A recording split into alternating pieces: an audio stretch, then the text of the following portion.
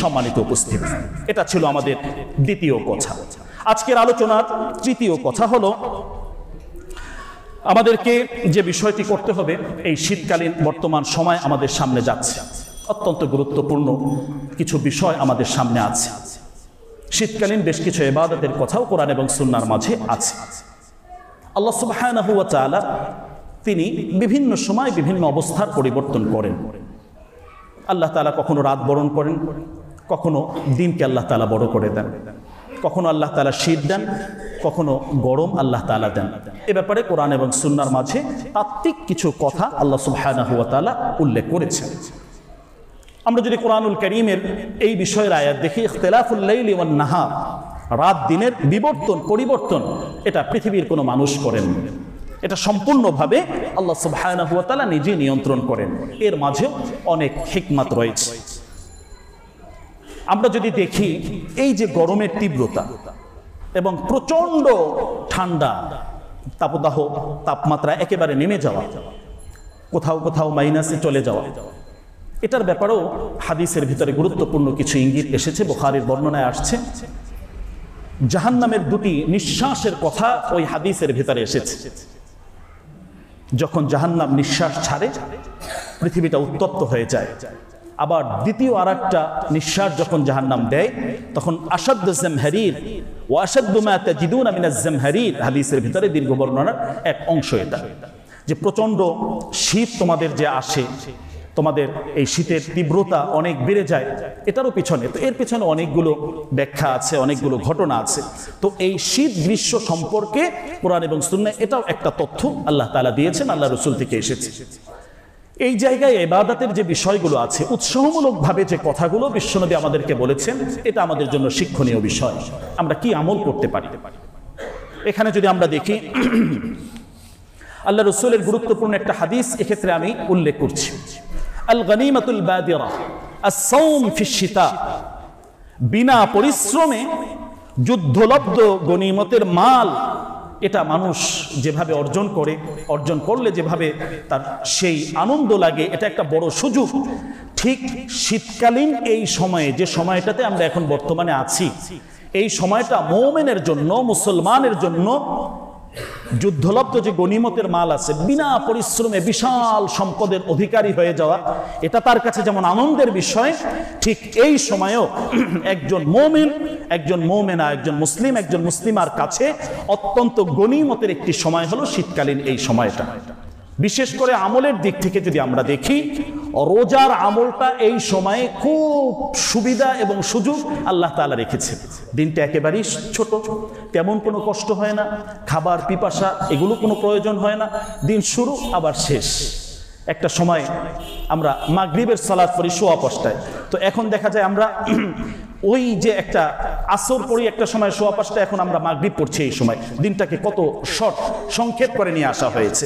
তো সময়ের বিবেচনায় অত্যন্ত অল্প সময়ে বেশি মর্যাদা, বেশি ফজিলত লাভ করার জন্য বিশ্বনবী সাল্লাল্লাহু আলাইহি সাল্লাম গুরুত্বপূর্ণ একটি আমলের কথা বললেন, যে আমলের সরাসরি প্রতিদান আল্লাহ তাআলা নিজে দান করবেন, সুবহানাল্লাহ, বান্দার মাধ্যমে না। এটা হলো সিয়ামের আমল, রোজার আমল। তাহলে এই সময়ে আমরা যে আমলটা করতে পারি, সে আমলের ভিতরে আমাদের নফল রোজা এটা আমরা রাখতে পারি। বিশেষ করে অনেকের কাজা রোজা থাকে, এগুলো আমরা এই সময় রেখে শেষ করতে পারি। মা বোনদেরকে কথাগুলো আমরা একটু জানিয়ে দেব। তাদের অনেক রোজা থাকে, যে রোজাগুলো এই সময় তারা রাখা তাদের জন্য অনেক নিরাপদ, অনেক সুবিধা আল্লাহ তাআলা দিয়েছেন। তাহলে এই নফল রোজার যে বিষয়গুলো আছে, সাপ্তাহিকভাবে সোমবার, বৃহস্পতিবার, আলহামদুলিল্লাহ আমাদের এখানের অনেকে এটা নিয়মিত রাখেন, আলহামদুলিল্লাহ আমি জানি।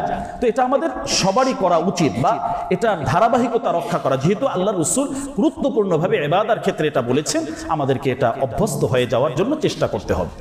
এরপরে মাসিক হিসাবে যদি আমরা দেখি, চাঁদের গণনায় 13, 14, 15 আইয়ামে বীজ, এটার অত্যন্ত মর্যাদা এবং ফজিলতের কথা হাদিসের ভেতরে আসছে। তাহলে চাঁদের হিসাবে এই জায়গায় আমরা মাসিক যে চাঁদের হিসাবে 13, 14, 15 এখানে আমরা এই রোজাগুলো রাখতে পারি। তো এক কথা এটা আমরা যদি বুঝি, খুব বেশি বেশি রোজা রাখার কথা এই শীতকালীন এই সময়, এটা আমরা হাদিস থেকে দেখতে পাই। বিশ্বনবী এই বিষয়ে আমাদেরকে উৎসাহিত করেছেন। এরপরে ইবাদতের ক্ষেত্রে আল্লাহ তাআলা যে পুরস্কারগুলো দেন, এর ভিতরে অন্যতম একটি ইবাদত, মৌলিক ইবাদত হলো ওযু করা, গোসল করা। এটা বান্দার গুনাহ মাফ হওয়ার সুসংবাদ আল্লাহ তাআলা দিয়েছেন। ইকরাহ, যে ইসবাগুল উযু আলাল মাকারিহ, যে ওযু করতে কষ্ট লাগে তখন ওযু করা, এটা একটা ভিন্ন ইবাদত। তো এই শীতের সময় আমাদের অনেক সময় হয়তো খুব চাপাচাপি করে এক ওয়াক্তের ওযু দিয়ে অন্য সব ওয়াক্তের নামাজ আমরা পড়ার চেষ্টা হয়তো কারো কারো থাকতে পারে, এমনটা নয়। প্রতি ওয়াক্তের জন্য নতুন নতুন ওযু, এটা ভিন্ন সওয়াব, ভিন্নভাবে পুরস্কার মর্যাদা তার জন্য নির্ধারণ করে। তো খুব চাপাচাপি করে ওযুকে ধরে রাখার জন্য যে ব্যবস্থাপনা, এটা না করে সুন্দর হয়, উত্তম হয়, প্রতি ওয়াক্তের জন্য সুন্দরভাবে আমরা ওযুটা করে নেই। এই শীতকালীন সময়ে এই প্রবণতাটা হয়তো অনেকের মাঝে চলে আসতে পারে যে ওযুটা দীর্ঘ সময় ধরে রাখবো, বা ভেতরে চাপ থাকলেও তারপর ওযু ওইভাবে রেখে নামাজ পড়া বা ইবাদত করার জন্য চেষ্টা করা। তো এখানে বিশ্বনবীর সেই সুসংবাদ আছে, তুমি যদি গুনাহ মাফ করতে চাও, মাফ করাতে চাও, তাহলে আলাল মাকারি, তোমার এখন কষ্ট হচ্ছে, তোমার জন্য এটা অত্যন্ত কষ্টে, ঠান্ডা প্রচন্ড এই অবস্থায়, তারপরেও তুমি যদি করো, আল্লাহ তাআলা তোমার গুনাহগুলো মাফ করে দেবেন। সুবহানাল্লাহ। তো সেই সুসংবাদ আল্লাহ তাআলা এখানে আমাদেরকে দিচ্ছেন। এখানে আমলের ভেতরে আমরা যদি দেখি অত্যন্ত গুরুত্বপূর্ণ বিষয়, এটা হলো রাত এখন অনেক দীর্ঘ, আলহামদুলিল্লাহ, এটা আল্লাহ তাআলা আমাদের জন্য করে দিয়েছেন। তো এই দীর্ঘ রাতে রাত্রিকালীন যে ইবাদতের কথা কোরআন এবং সুন্নাহর মাঝে আছে, এটা সুবর্ণ এক সুযোগ আলহামদুলিল্লাহ আমাদের জন্য তৈরি থাকে। বিশেষ করে তাহাজ্জুদের সালাত, আল্লাহর ওলি হওয়া, আল্লাহর কাছে যাওয়া এবং হৃদয়ের কথাগুলো মালিককে বলা, একাকিত্বে যোগাযোগ করা, কত পেরেশানি, কত ধরনের দুর্ঘটনা, কত ধরনের চাপ, এগুলো থেকে বের হয়ে আসার জন্য মালিককে শেষ রাতে আধা ঘন্টা 1 ঘন্টা এই সময়টা একটু দেওয়া, এটা মুমিন মুত্তাকিনদের গুণ। তো এই রাত দীর্ঘ হওয়ার কারণে আমার প্রিয় ভাই, আমি আবেদন রাখবো, দরখাস্ত করব, তাহাজ্জুদের অভ্যাস যাতে আমাদের হয়। কিছু সময় মালিকের সামনে দাঁড়িয়ে একটু রোনাজারি করা, একটু কান্নাকাটি করা, আল্লাহ তাআলা এটাই দেখতে চান। কপাল খুলে যাবে, ভাগ্য আল্লাহ তাআলা খুলে দিবেন। কোথায় আছেন এই আমলটা ধারাবাহিকভাবে করেন, দেখেন আল্লাহ কোথায় নিয়ে যায় ইনশাআল্লাহ। এটা এত মৌলিক গুরুত্বপূর্ণ একটি ইবাদত। তাহলে আজকে যে আহ্বান আমি করব এখান থেকে, এটা হলো আমরা যাতে তাহাজ্জুদ গুজার হয়ে যাই। আল্লাহর প্রিয় পাত্র হওয়ার জন্য তাহাজ্জুদের বিকল্প কোনো কিছু নেই, এটা আমরা যাতে ধরে রাখতে পারি। গুরুত্বপূর্ণ যে আমলগুলো আছে এখানে আমাদের অনেকগুলো করণীয়, বর্জনীয় অনেক কিছু আমরা দেখি। বর্জনীয়র ভিতরে অনেক কিছু বিষয় আমরা দেখি। যদি আমলের দিক থেকে আমরা আসি, এই সময় বিভিন্ন খেলাধুলা আমাদের অনেক বাচ্চারা করে। একটা বিষয় যেখানে একটু সতর্ক করছি, অনেক সময় আমরা ব্যাডমিন্টন খেলছি, তো এক্ষেত্রে দেখা যায় রাস্তার সরকারি যে লাইনগুলো আছে, খাম্বা থেকে সেখান থেকে তার কেটে তার নিয়ে ওই জায়গা থেকে আমরা এই কাজগুলো করছি, যে আমাদের বাতি বিদ্যুৎ এই জাতীয়। তো এই জাতীয় কাজগুলো, এটা একটা অন্যায়, এটা একটা চুরি। এক্ষেত্রে শুধু রাসূলের একটা হাদিস স্মরণ করিয়ে দিচ্ছি, যখন চুরি করে মানুষ তখন কিন্তু তার ঈমান থাকে না। তো এই কাজগুলো যারা করছি বা যেভাবে করছি, তো ওই সময় কিন্তু ঈমানহীন অবস্থায়, লা ইয়াসরিকুস সারিক হিনা ইয়াসরিক ওয়া হুয়া মুমিন, কোন মুমিন সে চুরি করতে পারে না, চুরি যখন করে তার ঈমান থাকে না, এটা বিশ্বনবীর কথা। তাহলে এই জাতীয় যে জায়গায় ঝামেলাগুলো, এখান থেকে বের হয়ে আসা। শীতকালীন আমলের ভিতরে ওয়াজ মাহফিল বিভিন্ন জায়গায় হয়। এবছর তো প্রেক্ষাপট পরিবর্তন হওয়ার কারণে আলহামদুলিল্লাহ অনেক বেশি পরিমাণে হয় এবং হওয়া দরকার। এটা আরো বেশি মানুষের মাঝে এই হেদায়েতের বাণীগুলো যাতে পৌঁছে যায়, এটা যাতে হয়। কারণ এর আগে ওয়াজ মাহফিল করতে গেলে বহু বাধা এসেছে, বহু ধরনের কথা, অনুমতি, অনেক কিছু কিদা অনেক কিছু ঘটনা আমাদের দেখতে হয়েছে। তো এই প্রেক্ষাপটে তবে এখানে একটা বিষয় একটু খেয়াল রাখা, শীতকালীন এই সময়ে দীর্ঘ রাত্রি পর্যন্ত এই আমলটাকে টেনে না নিয়ে যাওয়া, মানুষের কষ্ট, মানুষের ক্ষতি এই জায়গায় যাতে না হয়, সাউন্ড সিস্টেম খুব বিকট যাতে না হয়, যে শীতকালীন আমলের সাথে এটা একটা গুরুত্বপূর্ণ সম্পর্ক রাখে। এজন্য এই জায়গায়ও আমাদের একটু খেয়াল রাখা, বিশেষ করে দীর্ঘ রাত পর্যন্ত যে কাজগুলো হয়, বা এখান থেকে একটু বের হয়ে আসার জন্য আমাদেরকে চেষ্টা করতে হবে। সম্মানিত উপস্থিতি, সর্বশেষ শীতকালীন যে আমলগুলো আছে এর মাঝে গুরুত্বপূর্ণ আমল, আমরা নিজেরা প্রত্যেকে এখন শীত থেকে বাঁচার জন্য যেভাবে আমরা সোয়েটার পরছি, আমরা শীত থেকে বাঁচার জন্য অনেক কাপড় চোপড় ব্যবহার করছি, ঠিক একইভাবে আমাদের গবাদি পশু, বিভিন্ন দেশ গ্রামে যারা পাশে তাদের গরু ছাগল, এগুলোর দিকেও আমাদের খেয়াল রাখা। এবং আমাদের এই পুরা দেশ বা পুরা আমাদের এই ভূখণ্ড যেটা আছে, আল খালকু ইয়ালুল্লাহ, পুরাটা আমরা আল্লাহ তাআলার পরিবারভুক্ত। আল্লাহ তাআলা ওইভাবে বলেছেন একে অপরের পাশে থাকা। তো আলহামদুলিল্লাহ ঢাকা শহরে এত কিছু ঢেকে থাকার কারণেও তারপরেও যে শীতটা আমরা অনুভব করছি, বাংলাদেশের প্রত্যন্ত অঞ্চল বিভিন্ন জায়গায় এর তীব্রতাটা অনেক বেশি। বিশেষ করে উত্তরবঙ্গ, চুয়াডাঙ্গা, পঞ্চগড় এই অঞ্চলগুলোতে আরো অনেক বেশি তীব্রতা। তো সেটা আমরা একটু অনুভব করার চেষ্টা চেষ্টা করি।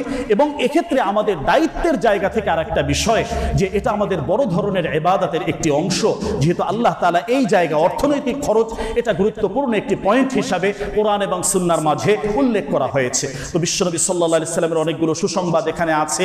এবং একজনকে একটা কাপড় আমি দিলাম, এই কাপড়টা সে যতদিন পরবেন ততদিন কিন্তু আমি সওয়াব পাবো, সুবহানাল্লাহ। তো এই জন্য এই শীতকালীন এই সময়ে গুরুত্বপূর্ণ আরেকটি ইবাদত শীত বস্ত্র বিতরণ করা। এটা আমাদের প্রত্যেককে যার যার জায়গা থেকে অবস্থান থেকে আমাকে করতে হবে। আমার ঘরের দারোয়ান আছে, আমার স্টাফ আছে, রাত্রি এরকম রাত জেগে যারা পাহারা দিচ্ছেন বিভিন্ন জায়গায়, তাদেরকে খোঁজ খবর রাখা এটাও আমাদের দায়িত্ব। তারা আমাদের প্রতিবেশী, আমাদের সমাজের একটা অংশ, তাদের পাশে আমরা যাওয়া।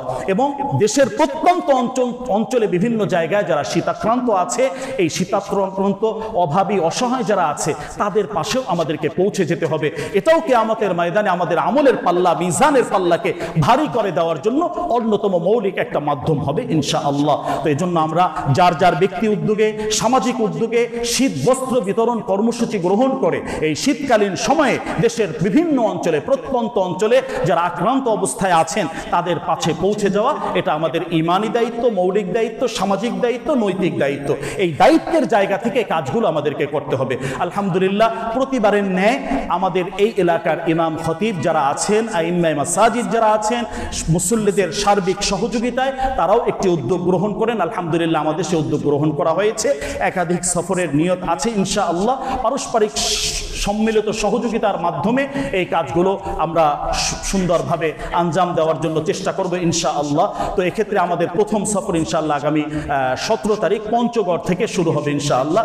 আমাদের সিদ্ধান্ত হয়েছে যে ওখানে শীতের যে তীব্রতা এত বেশি পরিমাণ, সাধারণ কম্বলে হয় না, দামি কম্বল দেওয়ার পরে তারপরও হচ্ছে না। তো আলহামদুলিল্লাহ এবছর আমাদের পঞ্চগড়ের ল্যাব দেওয়ার সিদ্ধান্ত হয়েছে, আলহামদুলিল্লাহ এর অর্ডারও হয়ে গেছে। তো যারা এই কাজে উত্তম প্রজেক্টে অংশগ্রহণ করতে পারেন, যার যার জায়গা থেকে তো করবই, যারা এখানে করতে চান ইনশাআল্লাহ করার সুযোগ আছে। এবং আপনাদের আমানতগুলো ইনশাআল্লাহ এই অভাবী অসহায় শীতার্থ যারা রয়েছেন তাদের কাছে ইনশাআল্লাহ পৌঁছিয়ে দেওয়া হবে। তো এটা একটা গুরুত্বপূর্ণ এলান, সাথে সাথে আমাদের জন্য অত্যন্ত গুরুত্বপূর্ণ একটি আমল। তো আমাদের সফর সামনে আছে, আমাদের আশপাশের সমস্ত ইমাম মাসাজিদদের ঐক্যবদ্ধ ইমাম উলামা জনকল্যাণ সংগঠনের এই ব্যানারে ইনশাআল্লাহ এই কাজগুলো আমরা করবো ইনশাআল্লাহ। তো যাই হোক, আজকে এই সংক্ষিপ্ত সময়ে আমরা 3টি বিষয়ের উপরে কথা শুনলাম। আমাদের বিজয় দিবস সামনে, কিভাবে আমরা বিজয় উদযাপন করব, এটা একটা বিষয়। সিরিয়ার যে বিজয় হয়েছে এখানে আমাদের জন্য এবং বিশ্বনবীর ভবিষ্যৎবাণী থেকে কি কি আছে এটা আমরা জানলাম। সাথে সাথে শীতকালীন যে সময়টি যাচ্ছে, এই সময় আমাদের আমলের যে বিষয়গুলো আছে, কি কি আমল করতে পারি, সেক্ষেত্রে রোজার কথা বলা হয়েছে, সেক্ষেত্রে রাতের তাহাজ্জুদের কথা বলা হয়েছে, এবং শীত বস্ত্র বিতরণের গুরুত্বপূর্ণ আমলের কথা বলা হয়েছে। আল্লাহ তাআলা এভাবে আমাদেরকে এক এবং ন্যাক হয়ে আল্লাহ তাআলা আমাদেরকে আমল করার তৌফিক দান করুন। দুনিয়া এবং আখিরাতে আল্লাহ তাআলা আমাদেরকে সার্বিকভাবে সফল হওয়ার তৌফিক দান করুন। আজকে এখানে শেষ করছি। ওয়া আখিরু দাওয়ানা আনিল হামদুলিল্লাহি রাব্বিল আলামিন।